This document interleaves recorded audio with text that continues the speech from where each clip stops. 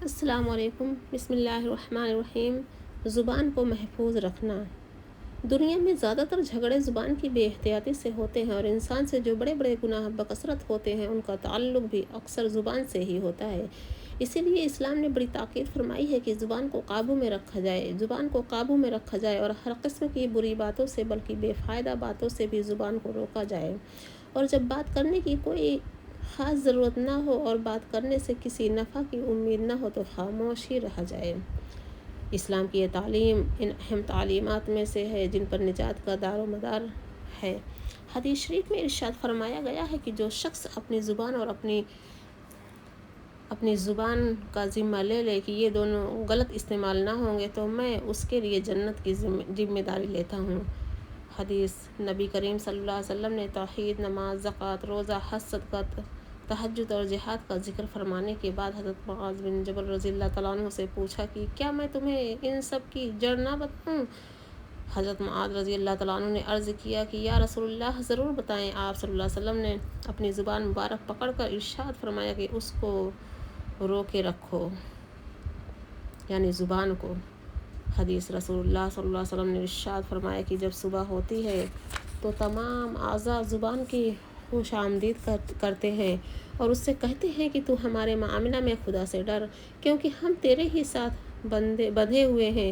اگر تو ٹھیک رہی تو ہم بھی ٹھیک رہیں گے، اور اگر تو نے غلط راہ اختیار کی تو ہم بھی غلط راہ اختیار کریں گے اور پھر اس کا عذاب بھگتیں گے۔ پیارے بچوں، زبان کی حفاظت کا طریقہ یہ ہے کہ جب کوئی بات کہنے کا ارادہ ہو تو بغیر سوچے نہ کہہ ڈالو۔ 2-3 سیکنڈ سوچ لو کہ جو بات تم کہنا چاہتے ہو وہ تمہارے مالک حقیقی کو ناخوش کر دینے والی تو نہیں ہے۔ اگر پورا اطمینان ہو جائے تو بولو اور ضرورت کے بقدر بات کرو، اور اگر ذرا بھی شبہ ہو تو خاموش رہو۔ اس طریقہ کو اپناؤ گے تو انشاءاللہ نہایت سہولت سے زبان کی سب آفتوں سے بچ جاؤ گے۔ غیبت نہ کرنا۔ غیبت کہتے ہیں اپنے مسلمان بھائی کی پیٹھ پیچھے ایسی بات بیان کرنا کہ اگر وہ بات اس کے سامنے بیان کی جائے تو وہ اسے برا مانے۔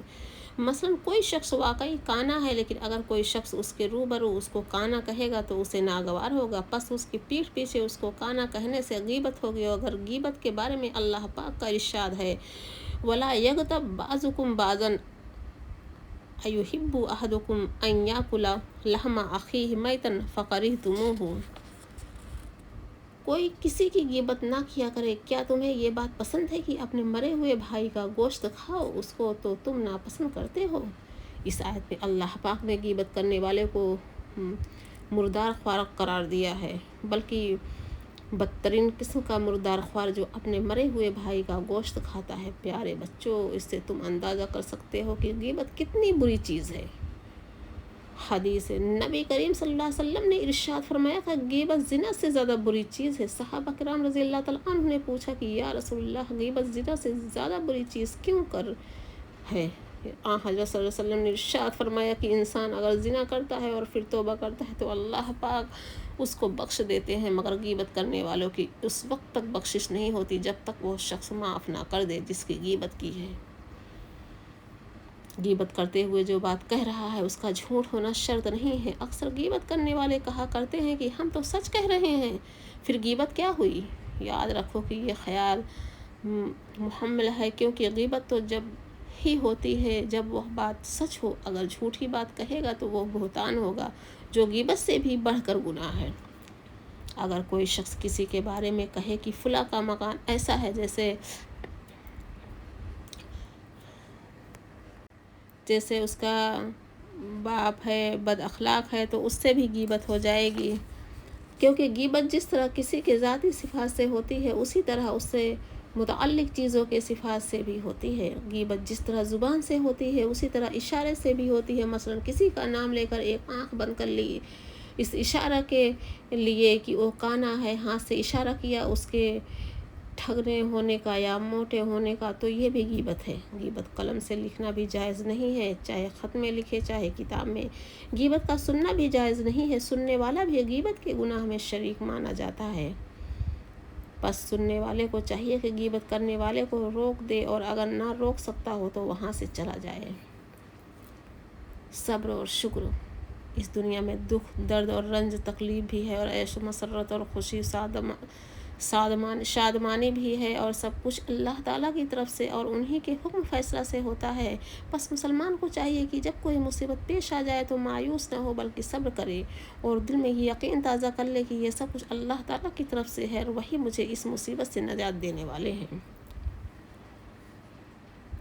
اسی طرح جب کسی مسلمان کے حالات بہتر ہوں، اس کی خواہش پوری ہو رہی ہو اور خوشی کے تمام سامان اسے میسر ہو، تو چاہیے کہ ہر نعمت پر شکر خداوندی بجا لائے اور اپنے دل میں اس یقین کو تازہ کرے کہ یہ سب کچھ محض اللہ پاک کا فضل اور اس کی مہربانی ہے، اور وہ جب چاہے اپنی بخشی ہوئی ہر نعمت چھین سکتے ہیں۔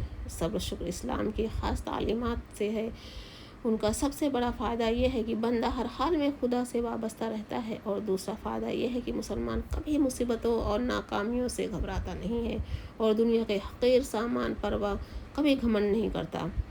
حدیث نبی کریم صلی اللہ علیہ وسلم کا ارشاد ہے کہ مومن کا معاملہ بھی عجیب ہے، اس کے لیے ہر حال میں خیر ہی خیر ہے، اور یہ بات صرف مومن ہی کے نصیب ہے کہ اگر اس کو خوشی اور آرام پہنچتا ہے تو وہ اپنے پروردگار کا شکر بجا لاتا ہے، اور یہ بات اس کے لیے خیر ہی خیر ہے، اور اگر اسے کوئی دکھ، درد یا رنج پہنچتا ہے تو وہ اس پر صبر کرتا ہے، اور یہ بات بھی اس کے لیے خیر ہی خیر ہے۔